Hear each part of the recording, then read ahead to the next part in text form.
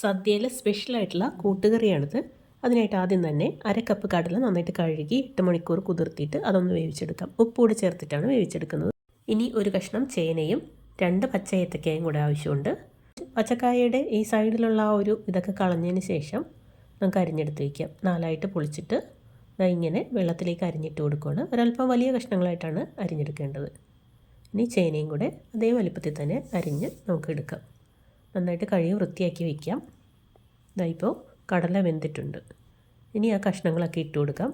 ഇത് 1.5 കപ്പ് ചേനയും 1.5 കപ്പ് പച്ചക്കായയും ഉണ്ട്. ഇതിലേക്ക് 3/4 ടീസ്പൂൺ ഉപ്പ്, 1/4 ടീസ്പൂൺ മഞ്ഞൾപ്പൊടി, 1/4 ടീസ്പൂൺ തന്നെ മുളക് പൊടി, ഒരു 3/4 കപ്പ് വെള്ളം, 2 പച്ചമുളകും കൂടെ ചേർത്ത് 2 വിസിൽ വരെ വേവിച്ചെടുക്കാം.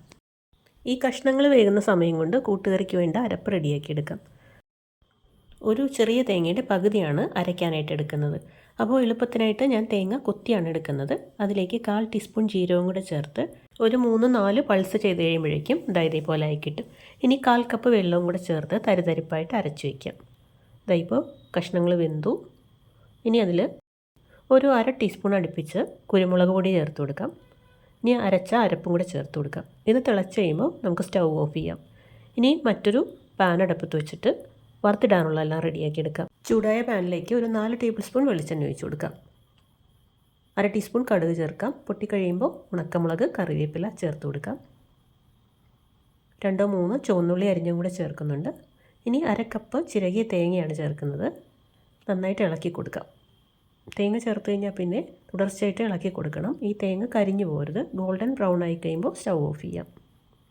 ഇനി അതിൽ 1/4 ടീസ്പൂൺ മഞ്ഞൾപ്പൊടിയും 1/4 ടീസ്പൂൺ മുളക് പൊടിയും കൂടെ ചേർത്തിട്ട് നന്നായിട്ട് ഇളക്കി അതാ വെന്ത കൂട്ടിലേക്ക് ചേർത്ത് കൊടുക്കാം. വീണ്ടും നന്നായിട്ട് ഇളക്കി യോജിപ്പിച്ച് കഴിഞ്ഞാൽ നമ്മുടെ സദ്യ സ്പെഷ്യൽ കൂട്ടുകറി റെഡിയായി. കുറച്ചൊന്ന് തണുത്ത് കഴിയുമ്പോൾ ഒന്നുകൂടെ കട്ടിയായിട്ട് കിട്ടും. അല്പം ഗാർണിഷ് കൂടെ ചെയ്തിട്ടുണ്ട്. വീഡിയോ ഇഷ്ടപ്പെട്ടു എന്ന് വിചാരിക്കുന്നു. Thank you.